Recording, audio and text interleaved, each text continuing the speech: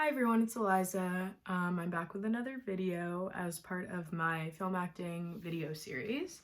So today I'm making a video on audition tapes and self-tapes, pretty much just what they are. I made a pro and con list of why it's nice to have them, pretty much how to set up and prepare for a good self-tape. So let's just jump into it. So self-tapes are essentially just an audition that the actor does from home. They are given the script, usually like sides from the project that they are auditioning for. During the audition, they can either have their own thing that they are performing, whether it's just a monologue, or typically it's usually some sides from whatever project they are auditioning for. This can be really useful because you do it from at home, so instead of doing an in-person audition, and I know personally I prefer it a lot because I think sometimes I get a little carried away with all the fear of auditioning in front of people.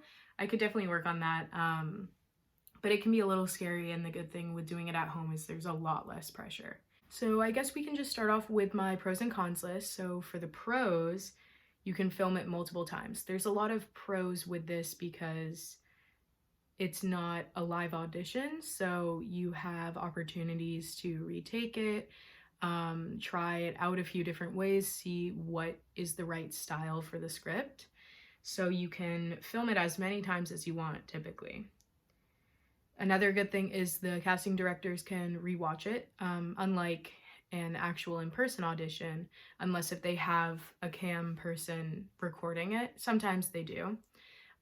They can rewatch it if they like you a lot, and they can just double check it to see if you're the right fit. Another good thing about doing self-tapes from home is you can get the perfect lighting, camera shot, etc. when you're at home, because you can kind of test things out, figure it out, so you can make yourself look the best you can, which is kind of nice.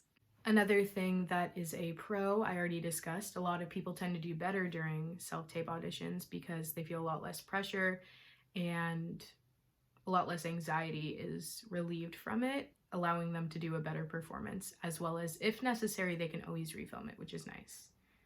But I suggest never doing cuts in the middle. It should always be one take. You should not edit the actual video, because then they'd be like, why are they editing that? Because then they would think that you messed up during it a lot. Another pro, especially during COVID, is it's been really useful and is becoming a lot more common to do self-tapes slash audition tapes from home, because it allows actors from all over to audition. So say I'm auditioning for something that is out in California, I can still audition even though I am in the East Coast, which is really nice because then that gives you the chance to audition for a lot more, and you don't have to worry about flying wherever or even just traveling there. So it's a pro because you also then just don't have to waste gas money or travel time, and you can do it right at home. Usually they want you to have it in pretty much right after you get the script, but you can kind of do it a little bit more on your time, which is nice. Another good thing about self-tapes is you are in control of making a good impression.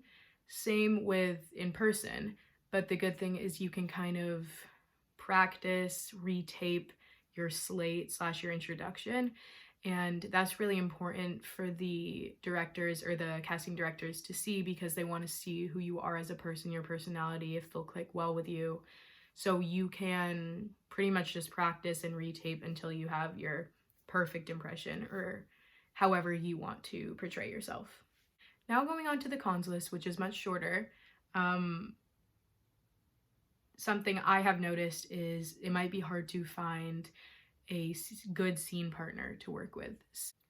So pretty much if you are doing a self-tape from home and you need a scene partner to read the lines of the other character, you're gonna need someone to help you with that, and that can be challenging sometimes because sometimes the scene partners end up taking over the scene by expressing too much emotion in their lines, and really it's supposed to be a pretty monotone script that they're reading, and you're just supposed to respond to it. So they're really there just to deliver the lines. They're not there to get involved in the scene and act in it. And sometimes that can be hard to find, as well as it can just be hard to find a good scene partner or a person that can help you out when you need it. Another thing that can be a little challenging is getting the right lighting and time of day. If you end up figuring out that you need to do a self-tape last minute, and you don't have professional lighting or something, that could definitely be an issue at times, but usually you can get around it. Another con I would say is, although I said you can make a good impression over self-tapes, they still don't get to see you in person, live and in action, and actually get a feel for you, or a feel of you like when you're with them. So that does slightly change who they might perceive you as, just because they don't have as much experience in front of you. They just have a video of you, so it's a bit different. The last con I would say is just making sure you have all of the things to record and prepare for the scene, and that can get pretty expensive. So you might need a camera, some sort of good lighting, and that's like really essentially all you actually need. You might want a microphone, some stuff like that, but it definitely adds up, especially if you're new to this. You kind of have to get all of it.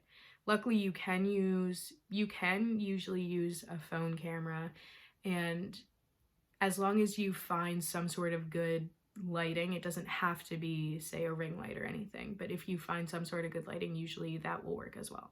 Next, I made a list of things that you will need while doing your self-tape. So the first thing you're going to need to make sure you have is a blank wall. So it's very important to have a blank wall that you are against while you're doing the scene to keep it very neutral so they can focus on the actor rather than any distractions that they might get from around you. Next thing you need is good lighting. So I suggest getting a ring light, which is what I have.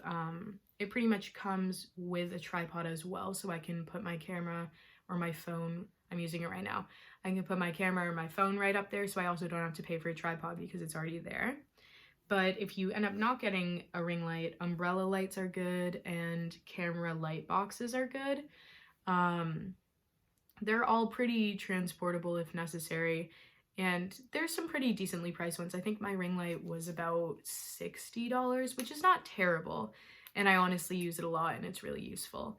But if you can't afford any of those, you can definitely just get some sort of good lamp with more LED lights instead of the warm white tone lights. I found some online that I will link down below so you know what I'm talking about, and there's a few options if you wanted to get any. The other thing you'll need is a good camera. So whether that is an actual camera or just the camera on your phone, I highly suggest investing in something that is good enough quality to hear well. Hopefully like the picture of it isn't too grainy. I highly suggest investing in something that will make your tape look good and high tech, I guess. Just like well professional enough that, I don't know, I'm just rambling now.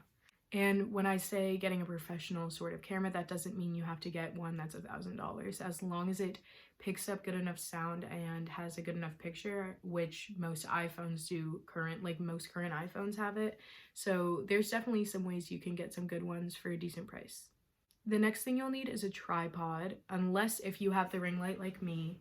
I would highly suggest getting a tripod to put your camera or your phone on. You're gonna need it because no one wants to hold your camera while you're doing the scene, as well as that causes it to be unsteady and just not good. I highly suggest getting a tripod, or get the ring light like me that pretty much comes with a tripod on it. The next thing you'll need is make sure you have a scene partner. Make sure that you've practiced with the scene partner so you can kind of figure out how it goes together and make it flow more naturally. I usually just ask my friends to help me out, and that works completely fine. The next thing you may need is a microphone, but that really is just based off of what you're filming on if it doesn't have good enough sound quality. So maybe check out how good your quality of sound is, and then I'd maybe invest in a microphone if you could use better sound. The other thing you'll need is your script. You will definitely want it to be memorized. You don't want to keep looking down, especially when it's a self-tape, because they kind of expect you to be off book and have it memorized and prepared, because you kind of can work on your own time. So I would suggest still having the script nearby just in case, and kind of go over it right up until the scene, unless if you feel very confident and comfortable with the lines. And the last thing you'll need is plain clothing. So it's pretty much the same criteria as what I said in the headshot video. You want to wear very plain, typical, like jewel toned colors, just very like basic clothing, so it doesn't take away from any of your acting.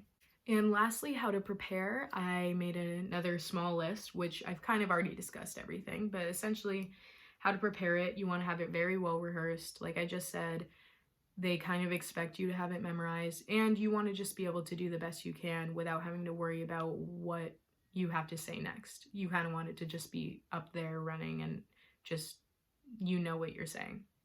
The next thing to do to prep is to make sure you have your scene partner, go over it a few times so it flows naturally. You can have your scene partner check your camera angles, because the scene partner is always behind the camera saying the lines. So that's another good thing about scene partners. You can have them kind of watching the camera the whole time. So that's another thing that I would prep with. The next thing to prep with is just being physically ready. So, or appearance-wise, be ready. So have your minimal makeup on if you feel the need to have makeup, and get the right basic clothing on. Have your hair in a pretty basic style, nice and clean, I guess. Just look well put together, I suggest. The next thing you also do to prep before you start filming is you want to make sure that the lighting and the camera angles are all correct in wherever your seating is. So you want to make sure that you are in the shot. You want to make sure that everything looks good, and that's when scene partners can come into place and help with that. The next thing I suggest when preparing before you start your scene is making sure that if there's anyone around, to tell them to be quiet, / at least just let them know ahead of time that you're filming, so then they know to not bother you or come in and interrupt a scene, or so they can be quiet so the directors don't hear any of the background noise if there happens to be something loud around you. You need to make sure it's quiet. And lastly, I would just practice your slate a few times, get comfortable with that, because that's the beginning, right before you even start your scene.